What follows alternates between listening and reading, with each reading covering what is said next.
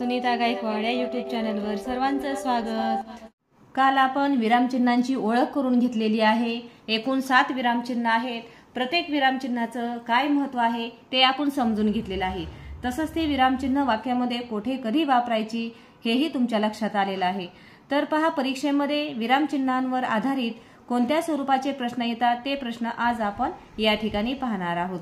तर चला पाहूया। प्रश्न पहिला, खालील विरामचिन्हांसाठी प्रत्येकी योग्य पर्यायाचा क्रमांक शोधा। या ठिकाणी तुम्हाला विरामचिन्हांचं नाव दिलेलं आहे आणि पुढे चिन्ह दिलेली आहेत। तर जे या ठिकाणी तुम्हाला नाव दिलेलं आहे त्या नावाचं विरामचिन्ह ह्या 4 पर्यायातून कोणतं आहे ते तुम्ही शोधायचं आहे आणि योग्य अशा पर्यायाला तुम्ही काय करायचं आहे, टिक करायचे आहे आणि परीक्षेमध्ये तुम्ही तो पर्याय क्रमांक रंगवायचा आहे। तर पहा, प्रश्न इथं पहिला आहे दुहेरी अवतरण चिन्ह। आता दुहेरी अवतरण चिन्ह कोणतं असतं आपण ते पाहूया। या ठिकाणी पहिलं चिन्ह तर मला दुहेरी अवतरण चिन्ह दिसतंय, तर बरोबर आहे 2 ठिकाणी। तर आपला पर्याय क्रमांक 1च येणार आहे। तरी पण आपण पुढचा पर्याय पाहूया। पुढच्या पर्यायामध्ये काय दिलेलं आहे, एकेरी अवतरण चिन्ह आहे।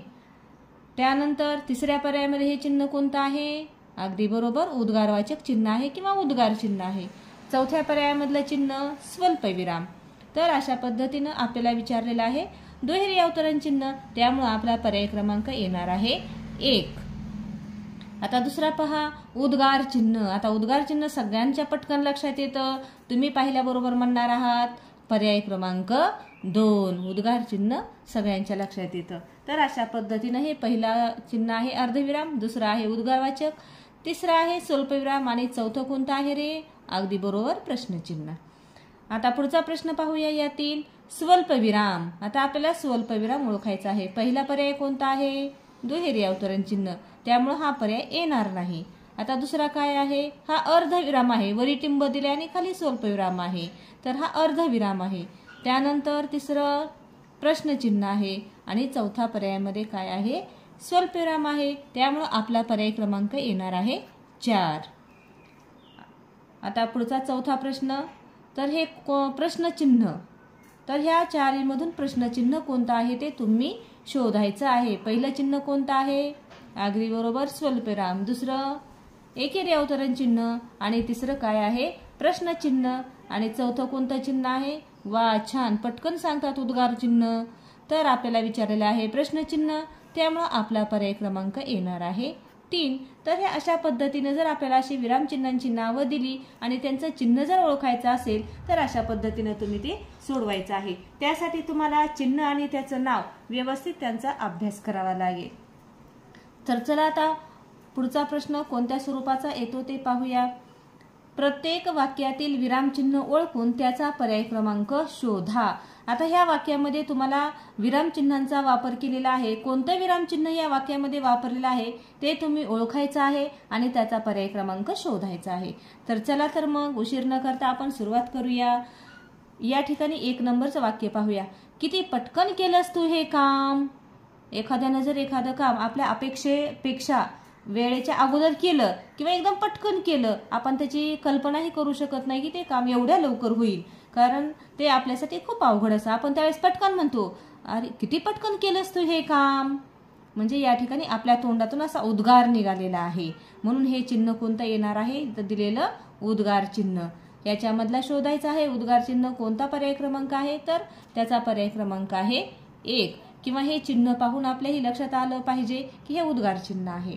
आता दुसरं वाक्य पाहूया, गोदावरी, कृष्णा, कावेरी, गंगा या नद्या आहेत। आता ही सगळी नद्यांची या ठिकाणी आपल्याला नावं दिलेली आहेत। आता ह्या वाक्यामध्ये बघा 2 चिन्ह आहेत, एक तर इथं स्वल्पविराम आहे आणि वाक्याच्या शेवटी इथं पूर्णविराम आहे। पण आपल्याला इथं शोधायचं आहे कोणतं चिन्ह शोधायचं, आता दोन्हीपैकी। आता खाली पर्यायामध्ये पाहायचं, या ठिकाणी पूर्णविराम तर तो पर्याय दिलेला नाही, त्यामुळे आता दुसरं पाहायचं आहे स्वल्पविराम। तर या ठिकाणी स्वल्पविराम दिलेला आहे का, तर दिलेला आहे। जर वाक्यात अशी 2-2 चिन्ह असतील तर एका चिन्हाचा पर्याय आपल्याला दिलेला नसतो, हे तुम्ही लक्षात ठेवायचं आहे। तर पहा, या ठिकाणी गोदावरी झाल्यानंतर स्वल्पविराम, कृष्णा, कावेरी असं या ठिकाणी स्वल्पविराम दिलेला आहे, त्यामुळे आपला पर्याय क्रमांक कोणता येणार आहे, अगदी बरोबर पर्याय क्रमांक 3 स्वल्पविराम। पूर्णविराम आहे पण तो पर्याय दिलेला नाही आणि असे 2 चिन्ह असल्यानंतर 2 पर्याय दिले जात नाहीत, हे तुम्ही लक्षात ठेवायचं आहे। तर अशा पद्धतीने काय असतात, हे परीक्षेमध्ये वेगवेगळ्या स्वरूपाचे तुम्हाला प्रश्न विचारले जातात। आपण सूचना व्यवस्थित वाचायची आहे आणि व्यवस्थित समजून घेऊन सोडवायचं आहे। आता पुढचा कोणत्या स्वरूपाचा प्रश्न परीक्षेत येतो ते पाहूया। खालील प्रत्येक वाक्यात कोणते विरामचिन्ह द्यायचे राहिले आहे ते ओळखून त्याचा पर्याय शोधा। तर बघा, ह्या प्रकारचा प्रश्न सोडवताना आपल्या थोडी ज्ञानाची कसोटी लागते, कारण आपल्याला काय करायचं आहे, वाक्य वाचायचं आहे आणि त्यावरून त्या वाक्यामध्ये कोणतं विरामचिन्ह द्यायचं राहिलेलं आहे तर ते वाक्य वाचून त्याच्यातल्या शब्दरचनेवरून ते आपल्या लक्षात यायला हवं। तर आता आपण पाहूया, आज भाजी काय केली। आपण आईला उठलं, स्वयंपाक झालं की म्हणतो जेवायचं असताना, आई आज भाजी काय केली ग, म्हणजे आपण त्यावेळेस काय विचारतो, काय केली, म्हणजे या ठिकाणी आपण प्रश्न विचारलेला आहे, आज भाजी काय केली। तर ह्या वाक्यामध्ये इथे शेवटी काय द्यायचं राहिलेलं आहे, प्रश्नचिन्ह द्यायचं राहिलेलं आहे। मग आता आपल्याला प्रश्नचिन्ह असलेला पर्याय क्रमांक कोणता आहे तो शोधायचा आहे, तो आहे पर्याय क्रमांक 4। तर अशा पद्धतीने हा प्रश्न व्यवस्थित समजून घ्यायचा।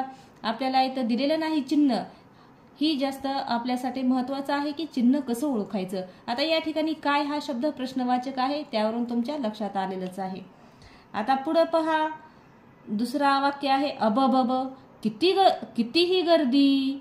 आता ही आपल्या एखाद्या जर ठिकाणी खूप गर्दी असेल तर आपण म्हणतो, अरे बा किती गर्दी आहे ही, अबब कितीही गर्दी। आता या ठिकाणी एक उद्गारवाचक चिन्ह दिलेलं आहे पण ते वाक्याच्या शेवटी दिलेलं नाही, त्यामुळे या ठिकाणी काय होणार आहे, वाक्याच्या शेवटी सुद्धा उद्गार चिन्ह येणार आहे। मग आपला उद्गार चिन्ह असलेला पर्याय क्रमांक आहे 3, तो शोधायचा आणि तो पर्याय क्रमांक 3 असलेला पर्याय आपण परीक्षेत रंगवायचा आहे। आता पुढचा प्रश्न पहा, तो म्हणाला भाग्यवंत यशवंत व्हा। तो म्हणाला, आता इथं कोणीतरी बोललेला आहे आणि तो काय करतोय, तो आपल्याला जसंच्या तसं सांगतोय। मग आपण चिन्ह शिकत असताना शिकलो होतो की जर एखाद्या व्यक्तीचं बोलणं जर आपल्याला जसंच्या तसं सांगितलं जात असेल तर त्यावेळेस आपल्याला अवतरण चिन्ह वापरायचं आहे। आता इथं कोणतं अवतरण चिन्ह वापरायचं आहे, एकेरी का दुहेरी, ते काय आपल्याला इथं पर्यायामध्ये दिलेलं नाही। पर्याय काय दिलेले आहेत, प्रश्नचिन्ह, स्वल्पविराम, अवतरण चिन्ह आणि पूर्णविराम। त्यामुळे आपल्याला या ठिकाणी अवतरण चिन्ह हा पर्याय लिहावा लागेल, कारण तो म्हणाला भाग्यवंत यशवंत व्हा। तर आपल्याला हे तो म्हणाला त्यानंतरचं हे जे पुढचं वाक्य आहे, भाग्यवंत यशवंत व्हा, हे पूर्ण आपल्याला पुढचा भाग जो आहे तो अवतरण चिन्हामध्ये टाकावा लागतो। त्यामुळे आपलं उत्तर येणार आहे पर्याय क्रमांक 3, अवतरण चिन्ह। तर आता पहा, अशाच प्रकारचे प्रश्न परीक्षेमध्ये तुम्हाला येत असतात। आणखीन वेगळ्या प्रकारचा प्रश्न येतो की वाक्यामध्ये चुकीचा तुम्हाला विरामचिन्ह वापरलेलं असतं आणि त्या ठिकाणी आपल्याला योग्य प्रकारचं विरामचिन्ह द्यायचं असतं, त्यावेळेस हे आपण चुकायचं नाही। पण विरामचिन्हावरचा तुमचा एकही मार्क जर जाऊ द्यायचा नसेल तर विरामचिन्ह त्या प्रत्येकाचं कार्य काय आहे, म्हणजे ते कधी वापरायचं आणि त्याचे जे चिन्ह आहे, खूण आहे, ती तुम्ही लक्षात ठेवायची आहे, म्हणजे तुमचा त्यावर आधारित असणारा एकही मार्क जाणार नाही। तर पहा, अशा प्रकारे आपला विरामचिन्ह हा घटक या ठिकाणी पूर्ण झालेला आहे। तर पहा, तुम्हाला माझा आजचा हा व्हिडिओ कसा वाटला तो तुम्ही मला कमेंटमध्ये नक्की सांगायचं आहे। व्हिडिओ आवडल्यास व्हिडिओला एक लाईक नक्की करायचे आहे। उद्या भेटूया आपण नवीन व्हिडिओसह आणि नवीन माहितीसह। धन्यवाद।